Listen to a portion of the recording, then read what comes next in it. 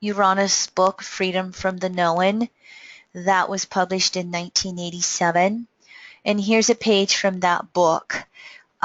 This is how he looked at the chakra rulerships, and he said that the traditional planets, Sun through Saturn, these are the traditional rulerships from classic Indian systems, and Jeffrey added on the three outer planets, Uranus, Neptune, and Pluto. And as you can see as we go through this, there is a triune of rulership here with the root chakra.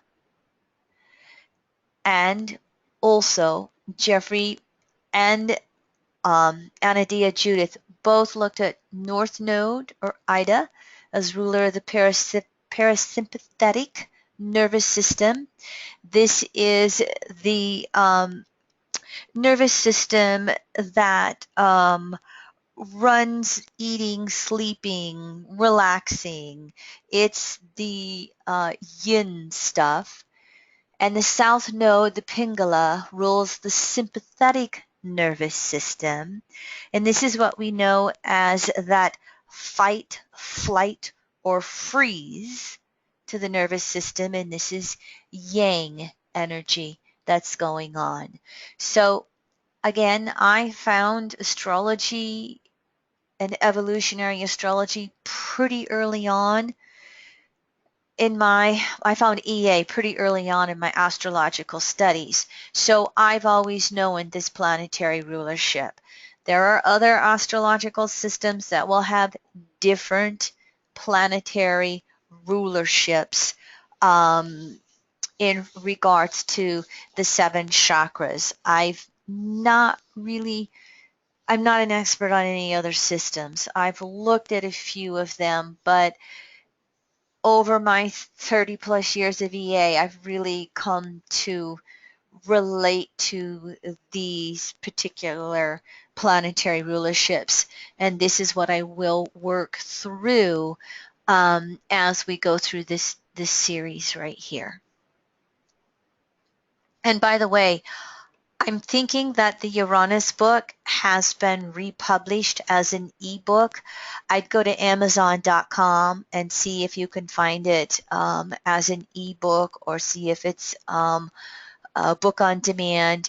If you can't find the Uranus book, contact me. I can help you get a transcript of it if you'd like. But I read this book back in the late 80s, right after it came out, and I natally have Uranus square the nodes, and it was like light bulbs for me when I went through this book and read it. It's a fantastic book. He not only speaks to Uranus, and he goes through Uranus through all 12 houses, and how it affects the archetype of stress through the nervous system, as we'll see with Uranus here coming up. But he also takes Saturn into perspective and Neptune into perspective in this book. And they're the 2 planets that are on either side of Uranus. There's a key planetary pair between Saturn, individuated consciousness, Uranus, individuated unconsciousness. And then there is Neptune going into collective conscious unconsciousness. So it has its own unique planetary pair with both Saturn and Uranus. So I still think this is a fantastic book to add to your personal library if you are a student of evolutionary astrology.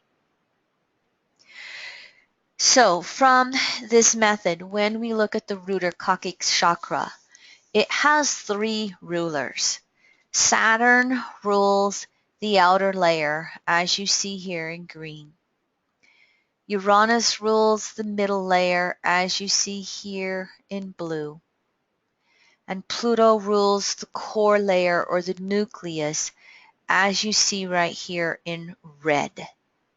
And by the way, all of these chakra photos, I want to give credit to Anadia Judith from her books, and she has allowed Wikipedia to use her chakras as long as she is sourced for credit. So as we go through these beautiful photos here, I'd like to also give her credit. Now the sound that comes from the root chakra as the Kundalini energy starts to become activated is the sound of the bumblebee.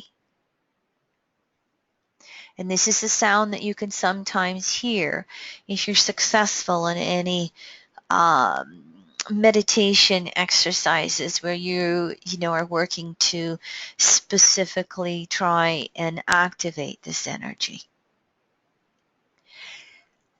Don't ask me to pronounce this word, Muladhara.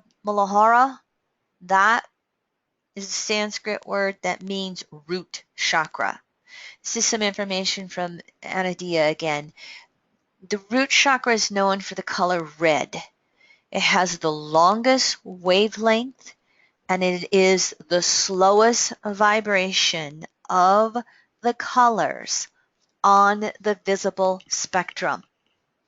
One of the main things about the root chakra is the right to be here and exist.